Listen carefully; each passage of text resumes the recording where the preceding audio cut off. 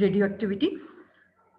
In 1896, Henry Becquerel discovered that certain elements whose number is greater than 82, यानी जिसका atomic number Z जो है वो A greater than 82 था, वो अनस्टेबल एलिमेंट।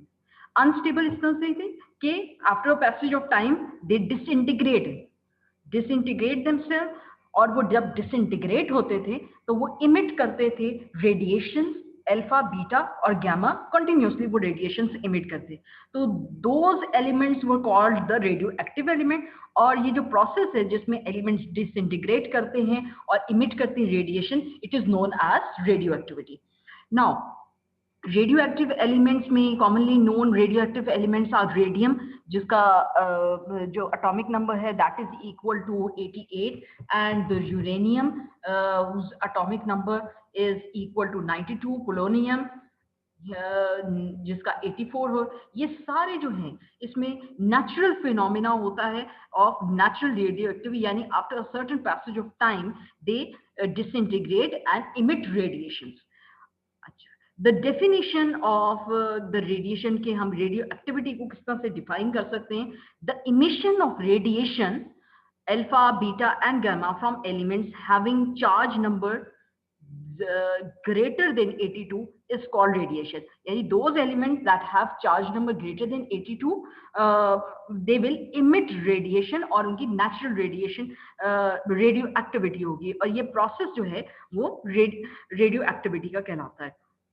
अब इसमें जो radiation radio active elements emit करते हैं वो 3 टाइप्स की एलिमेंट्स हो रहे हैं, अल्फा बीटा गामा रेडिएशंस इसमें से इमिट होती हैं, और it is found that these invisible radiations penetrate through a black paper wrapping a photographic plate and affected the plate. अब ये जो रेडिएशंस हैं अल्फा बीटा गामा, इनमें रेडिएशंस हम इमिट हो रही हैं, ये इफेक्ट करती थी फोटोग्राफिक फिल्म पे, और हम इसके on the photographic film we can determine कि which type of radiations have been emitted.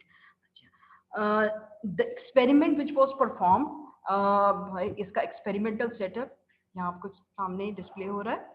इस एक्सपेरिमेंटल सेटअप में ये देखिए कि लेड का चैम्बर है, इस लेड के चैम्बर के अंदर ये रेडियो एक्टिव एलिमेंट प्रेजेंट है। यहाँ पे एक फोटोग्राफिक फिल्म है जो वैक्यूम चैम्बर के अंदर प्लेस की गई है। यहाँ पे पॉजिटिव और यह नेगेटिव पोटेंशियल प्रोवाइड किया ताकि जो रेडिएशन इमिट हो रही है वो एक्सेलरेट कर सके।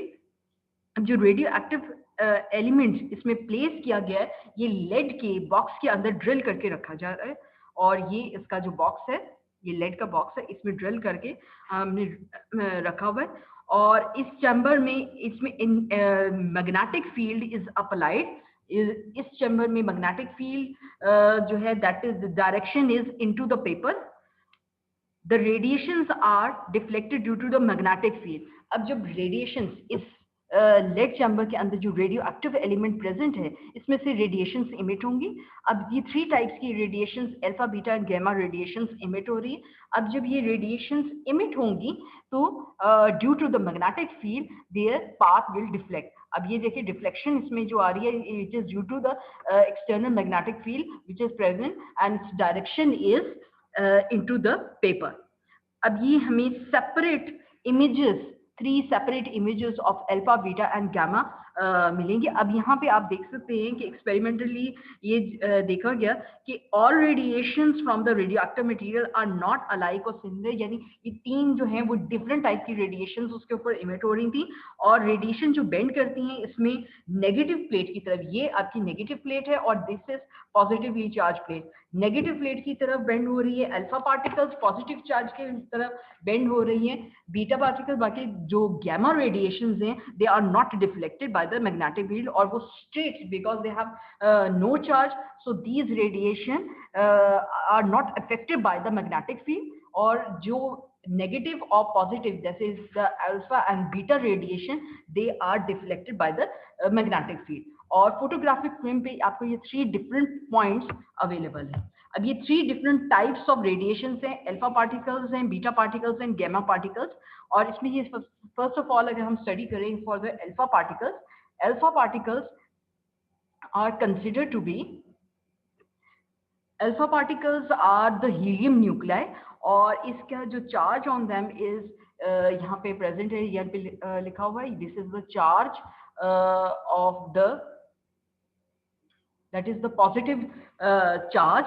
Positive charge it is available, और atomic mass इसका AU, अगर atomic mass unit की फॉर्म में लिखें तो the mass is equal to 4U of the, and it consists of 2 protons and 2 neutrons. और ये पार्टिकल्स जो आपके हैं they do not have such penetrating power, और हम with a thin paper, इसकी penetration power बहुत कम होती है, इसलिए with a thin paper you can stop these alpha radiation. Second one is the beta radiation.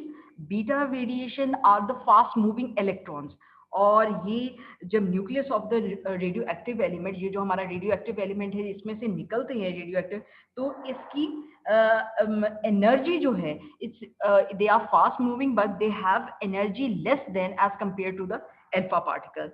The third one is the gamma radiation. ये radiation बिल्कुल X-rays या electromagnetic waves की तरह की होती हैं, और जब ये इमिट होती हैं the wavelength of these radiations are very short as compared to the wavelength of the X-rays. Now comes the nuclear transmutation, यानी radioactive decay को consider करते हैं.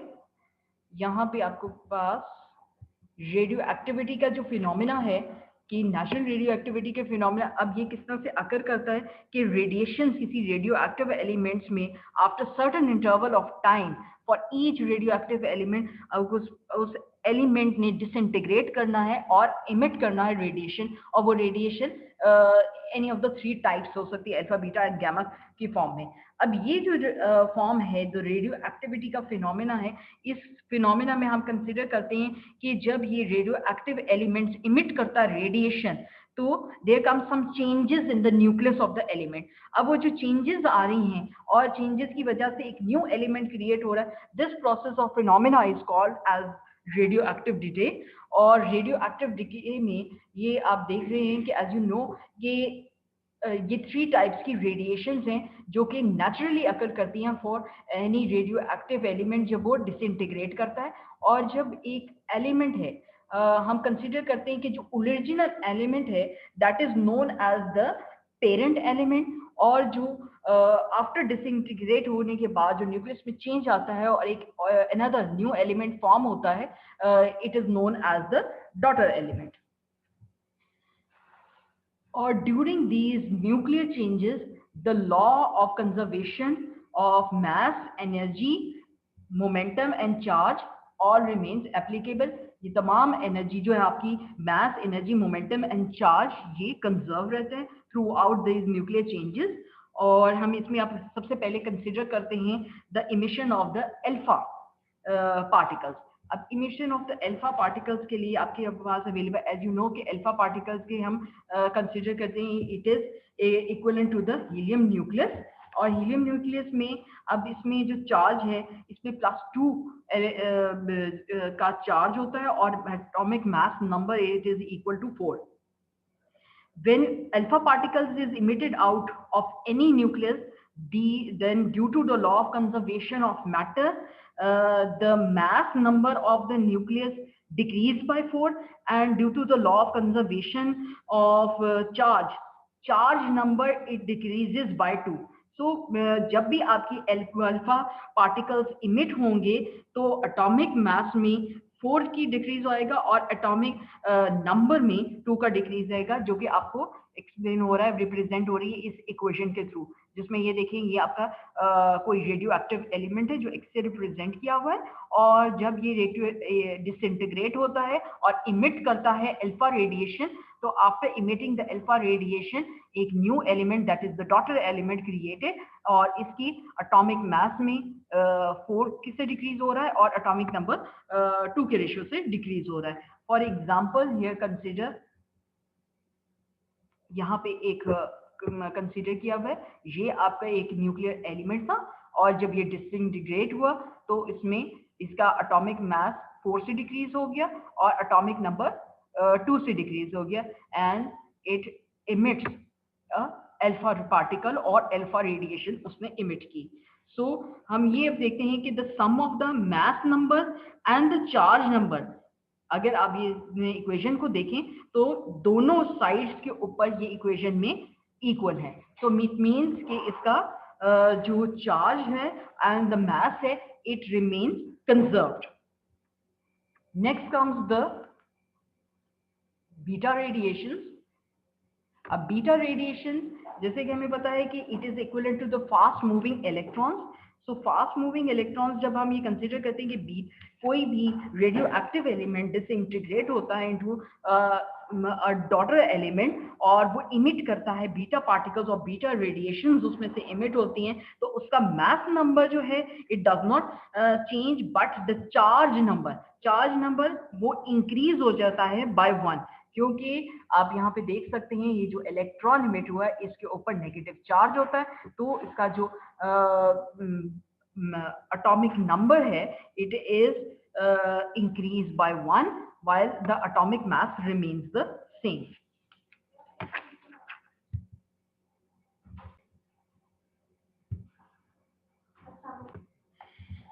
This means that जब बीटा रेडिएशन इज फॉर्म, जब beta radiation form होती है due to the disintegration of the radio active element, beta particles उसमें से इमिट होते हैं।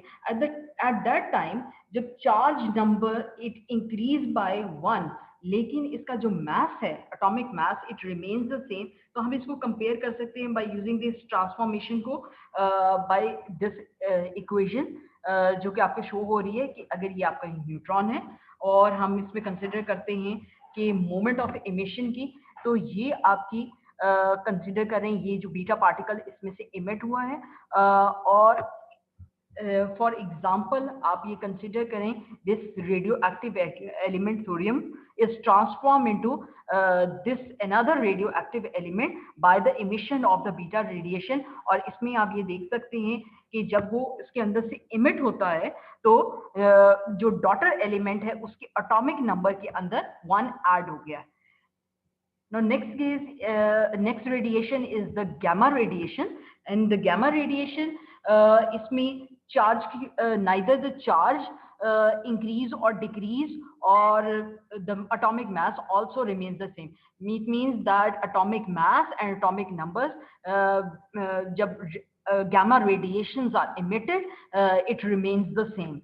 सो इसकी फर्क में हम कंसिडर करते हैं कि gamma radiations are simply called as the photons, और हम इसको कंसिडर करके रिजेंबल करते हैं। अगर हम इसकी न्यूक्लियस को कंसिडर करें it resembles with the emission of photons of light from an atom, और व्हेन और एज वी नो कि जब इलेक्ट्रॉन एब्जॉर्ब होता है एक एटम में, एक एटम एब्जॉर्ब दैट एनर्जी, और जब एटम वो इलेक्ट्रॉन को एब्जॉर्ब कर लेता है उसको एनर्जी एब्जॉर्ब करने की वजह से वो एक्साइटेड स्टेट ग्राउंड स्टेट से एक्साइटेड स्टेट लेवल पे चला जाता है, और जब वो डी एक्साइट होता है then it will emit a photon, और वो जो फोटॉन वो इमिट करता है atom after de excitation it is similar to the gamma radiation. So the gamma radiation from a nucleus is represented by this relation. Here you can see that there is an excited radioactive element. When this de-excited radioactive this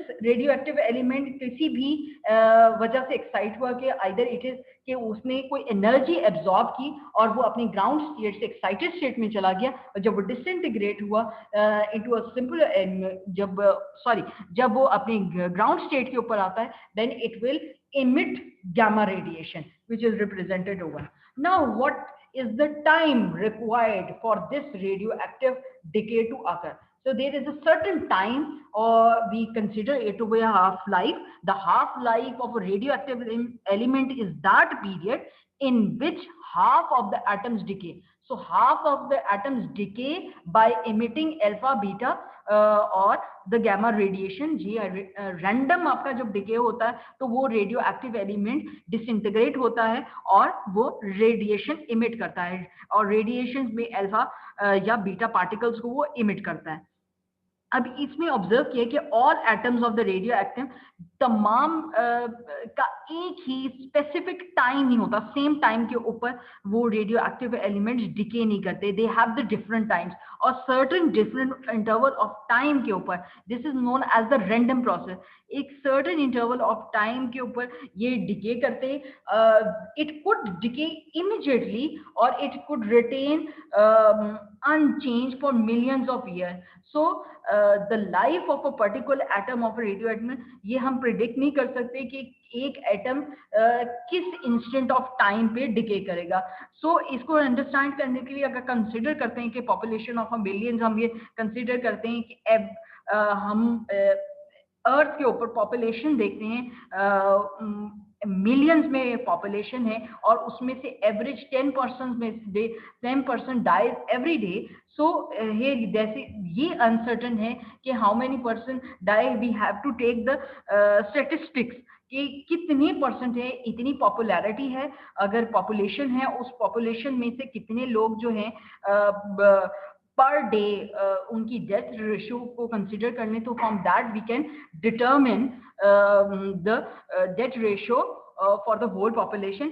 similarly for the radio active element, कि वो radio active element कब decay करेगा, we will consider its half life, और in order to explain हम consider करते हैं कि 1 million atoms हैं, वो कंसिडर किया जा रहा है एक सेम टाइम पे लाई कर रहे हैं, और उसमें से हाफ डिके करते हैं, हाफ डिके इंटू 50,000 उसमें से डिके करके डॉटर एलिमेंट्स में कन्वर्ट कर देते, तो वो टाइम जो है it is taken to be the half life of this element. और इसमें हम ये कंसिडर करते हैं कि ये हाफ लाइफ है कि उसमें after that another half life the 50,000 elements, daughter elements will again decay into the half, और इस तरह से कंटिन्यूस आपकी डिके का प्रोसेस है। Now consider the law of disintegration. Law of disintegration की अगर हम बात करें, यहाँ पे उसकी डेफिनेशन भी गिवन है। सेकेंडली हम ये कंसिडर कर रहे हैं कि एग्जाम्पल कंसिडर की half life of a radio active element, no elements can completely decay, it is due to the reason that in any half life period only half of the nuclei decay, and in this way an infinite time is required for all atoms to decay. Third, the number of atoms decaying in a particular period is proportional to the number of atoms present in the beginning of the period. In the starting position, if the number of atoms is larger, then larger number of atoms will decay in this period, and if the number of atoms, यानी उसी ratio से होगा, अगर 1 million थे तो उसी ratio से 50,000, अगर 50,000 थे तो उसी रेशियो से 25,000, उसमें उस रेशियो से ही होंगे। अगर larger ratio, larger amount of element present है तो लार्जर उसमें डिके होगा। हम ये कंसीडर करते हैं कि कोई भी एलिमेंट कंप्लीटली डिके नहीं हो सकता, इट रिक्वायर्ड, और इनके डिके का कोई प्रिडिक्टेबल टाइम नहीं है। अकॉर्डिंग टू द लॉ हम इक्वेशन को डिराइव करते हैं कि for any particular time the number of original radioactive atoms, हम कंसीडर करते हैं n is the number of the original atoms, और for any interval of time that is delta t हमने consider किया। इस पे delta n is the decaying elements, यानी delta n ये आपका ओरिजिनल नंबर ऑफ एटम्स थे, और उसमें से डिके इतने पोर्शन ऑफ एटम्स डिके होते हैं इस डेल्टा टी टाइम के अंदर, टाइम इंटरवल के अंदर। सो हम कंसीडर करते हैं कि जो आपके ये डिके हो रहे हैं, ये नेगेटिव साइन इसके साथ क्यों आएगा, नेगेटिव साइन इसलिए क्योंकि डिक्रीज हो रहा है, number of atoms are decreasing, so we will put a negative sign, decay की वजह से इसमें नेगेटिव साइन आएगा। और ये जो आपके जो डिके हो रहे हैं, it is proportional to the original number of atoms which were present, और किसके प्रोपोर्शनल है, secondly it is proportional to the time interval, कि कितना टाइम इंटरवल है और कितने नंबर ऑफ है, इन दोनों को कंबाइन करें तो ये आपकी रिलेशन क्या बनता है कि जो नंबर ऑफ एटम्स डिके हो रहे हैं, it is proportional to the number of atom which were present earlier, यानी एक इनिशियल टाइम पे प्रेजेंट थे, और ये कितना टाइम इंटरवल हो गया इसके प्रोपोर्शनल है।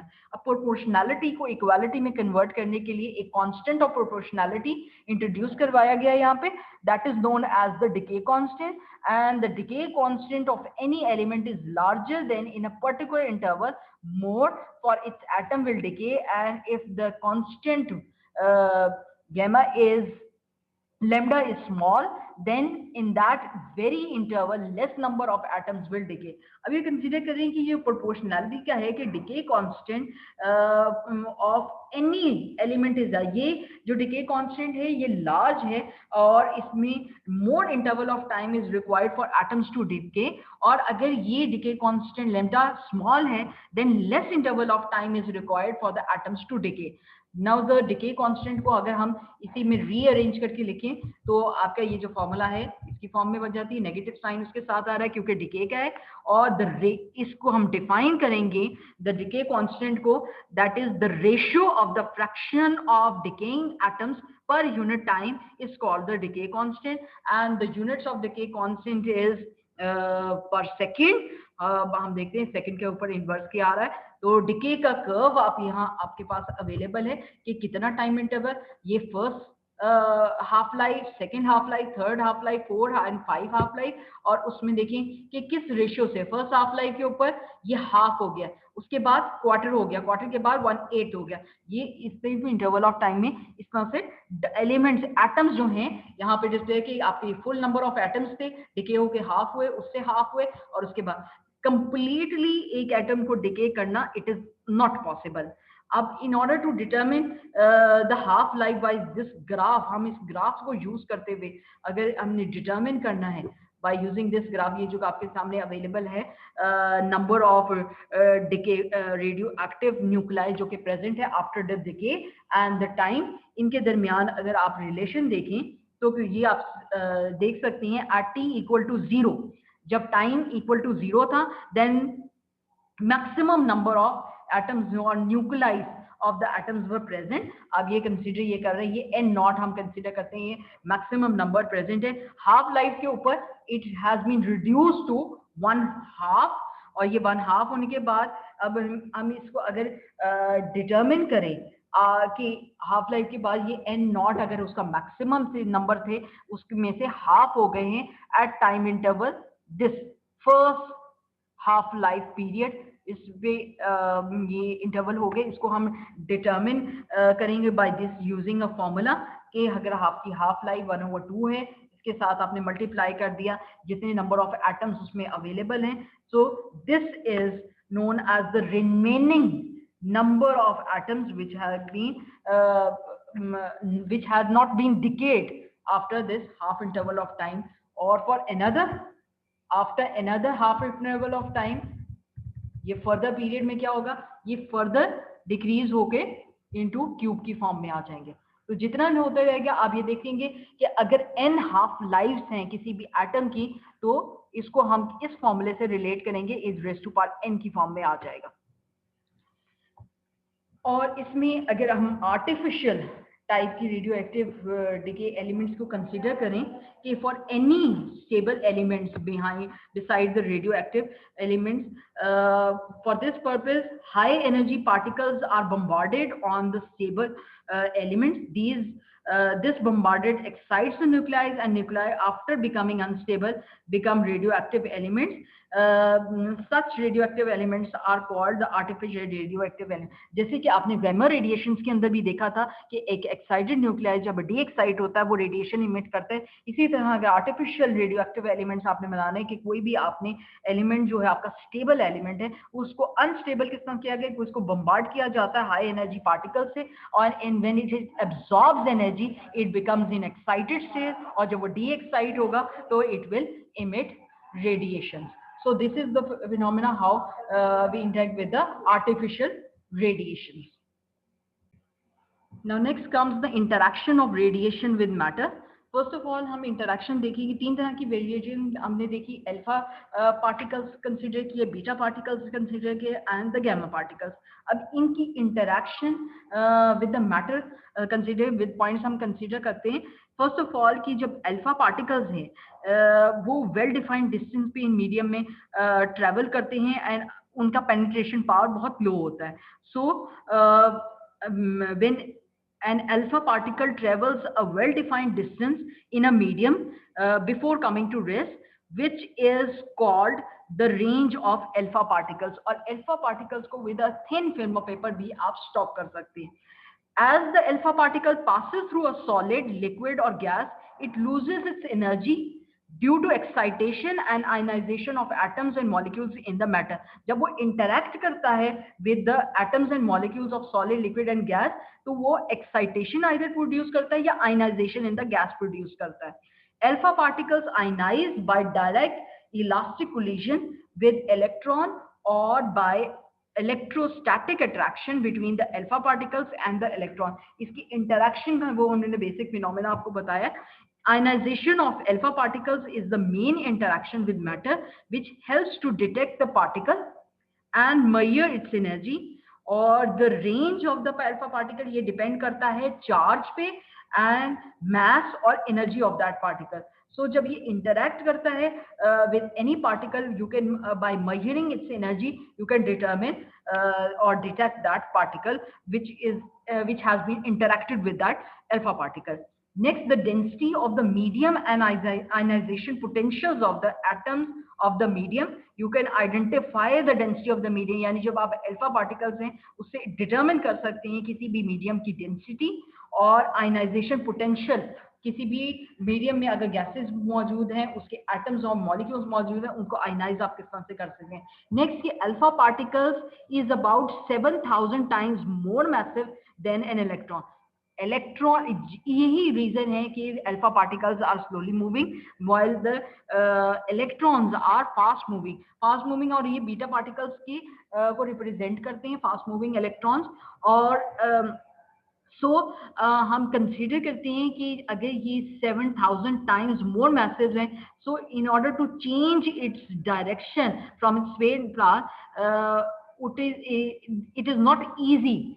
सो जो आपके स्टेट पर अनलेस अगर हम इसको पास करें close to the nucleus of the atom, तब इसकी डायरेक्शन ऑफ द पाथ को चेंज किया जा सकता है. The alpha particles continues to ionize atoms of matters along their path.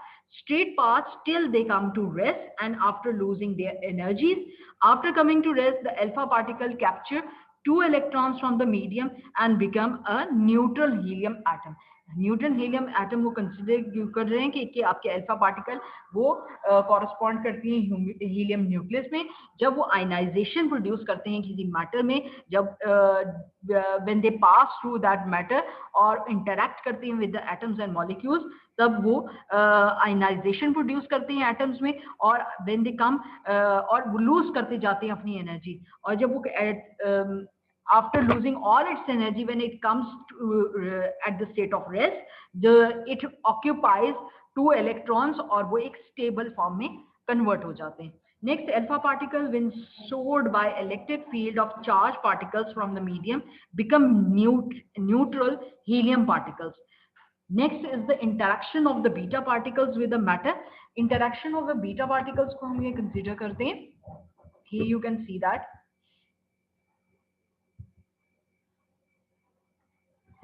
Beta particles also lose energy by producing ionization. जैसे कि हमने अल्फा पार्टिकल में दिया है, जब वो इंटरैक्ट करते हैं आयनाइजेशन प्रोड्यूस करते हैं एटम्स में, तो they will lose energy. Similarly beta particles भी लूज करते हैं एनर्जी जब वो इंटरैक्ट करते हैं, लेकिन इनकी ionization ability as compare to the alpha particle it is about 100 times less. तो अल्फा पार्टिकल्स ज्यादा आयनाइज कर सकते हैं as compare to the beta particles. और द रेंज ऑफ इसी तरह इससे हम कंक्लूड ये करेंगे कि बीटा पार्टिकल्स की रेंज जो है वो 100 टाइम्स मोर है as compare to the alpha particle. और जिस पाथ में से ये मूव करते हैं it is not straight. So जब ये while passing through the matter ये स्ट्रेट नहीं होते, ये इजीली डिफ्लेक्ट हो जाते हैं, क्योंकि जो बीटा पार्टिकल्स हैं they are the lighter particles, less massive होते हैं as compare to the alpha particle. वो हैवी पार्टिकल्स हैं, मैसिव होते हैं, उनको डिफ्लेक्ट करना, उनके पाथ को चेंज करना it is difficult. Next, the range of the beta particles is measured by the effective depth of penetration into matter and not by length of irregular paths. इसकी penetration path as compare to the alpha particle हम consider करते हैं कि it depends upon the length, कि वो कितना length तक अंदर इंटरैक्ट करता है with the matter. The range of the beta particle depend upon the density of matter. The more the dense the matter, shorter is the range. जितनी ज्यादा dense होगी उतने नंबर ऑफ एटम्स होंगे, उतनी ज्यादा उनके साथ इंटरैक्ट करेगा, आयनाइजेशन प्रोड्यूस करेगा और लूज करेगा एनर्जी. जितने कम उसके अंदर एटम्स होंगे उतने कम उसने लूज करनी है एनर्जी, क्योंकि इंटरैक्शन कम होगा. Beta particles when slowed down by electric field of particles radiate energies as X-ray photons, और इट विल प्रोड्यूस फ्लोरोसेंस. वो प्रोड्यूस करते हैं जब वो स्ट्राइक करते हैं किसी भी substance like zinc sulphide, sodium iodine और बेरियम कोटेड स्क्रीन्स को जब वो स्ट्राइक करते हैं, then they will produce a glow और fluorescence at that screens. Next जो अनचार्ज पार्टिकल्स हैं, that is the photons of gamma radiation. Uncharge होने की वजह से they will cause less ionization as compared to the alpha particles and the beta particles. और इनकी जो अनचार्ज हैं तो it have zero rest mass, so they cannot be stopped. और gamma radiations जो हैं they are similar to the electromagnetic waves की form में होती हैं, having short wavelength और frequency उनकी बहुत हाई होती है as compared to the X-rays. और इसके अंदर पेनिट्रेशन पावर, अगर आयनाइजेशन इसके अंदर बहुत स्मॉल है तो इसकी penetration power is very high as compare to the two radiations. Gamma radiation जब इंटरैक्ट करती है मैटर में 3 डिफरेंट वेज में ये डिपेंड करती है इसकी एनर्जी, इनकी इंटरैक्शन किस तरह से होगी. अब फर्स्ट ऑफ ऑल हम कंसीडर करते हैं कि at low energy that is having an energy that is less than about 0.5 mega electron volt, तब इस प्रोसेस में डोमिनेट करता है कि it removes protons from a beam, और ये प्रोसेस जो है it is known as the photo electric effect. Photo electric यानी लो एनर्जी प्रोटॉन जब इंटरैक्ट करते हैं मैटर के साथ और वो मैटर फिर फोटो इलेक्ट्रॉन्स को इमिट करता है. The process is known as the photo electric effect. Next इसका इंटरमीडिएट एनर्जी है, 3 लेवल्स हैं. एक लो एनर्जी है, second is the intermediate energy और उसमें डोमिनेट होता है कॉम्पटन इफेक्ट, जिसमें कॉम्पटन स्कैटरिंग का फिनोमेना देखते हैं. और थर्ड वन इज द कि उसकी energy 1.02 mega electron volt, that is high energy है. इस प्रोसेस में पेयर प्रोडक्शन का होता है जब इसमें हाई एनर्जी की फॉर्म में जब ये इंटरैक्ट करता है with matter, it the pair production phenomena is executed. In air gamma radiation follows inverse square law of intensity, और इसके अंदर जब आइदर ये गैमा रेडिएशन स्कैटर्ड होती हैं या एब्जॉर्ब होती हैं इस मैटर में, और जब ये इंक्रीज इसके अंदर जो पेनिट्रेशन का जो मैटर है, इसमें आप ये फॉर्मूला देख रहे हैं,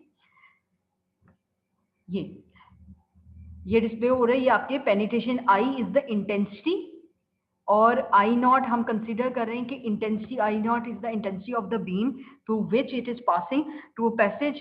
अगर पैसेज को कंसीडर करते हैं having a distance of x, तो you can determine the penetration in the matter by using this formula.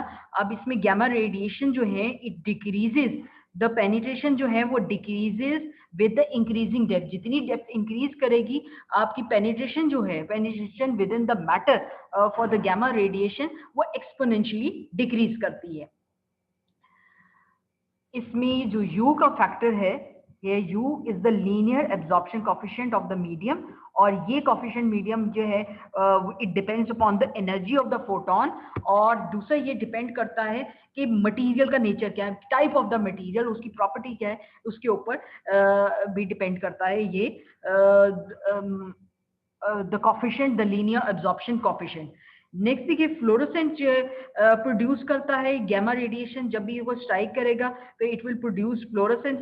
Fluorescent की प्रॉपर्टी क्या है कि ये एब्जॉर्बिंग जो रेडिएशन है उसकी एनर्जी को एब्जॉर्ब करता है.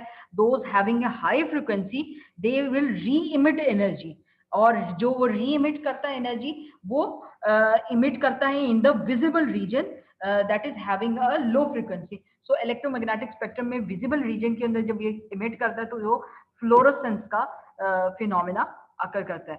तो ये डेफिनेशन भी है. Fluorescence is the property of absorbing radiant energy of high frequency and re-emitting energy of low frequency in the visible region of electromagnetic spectrum.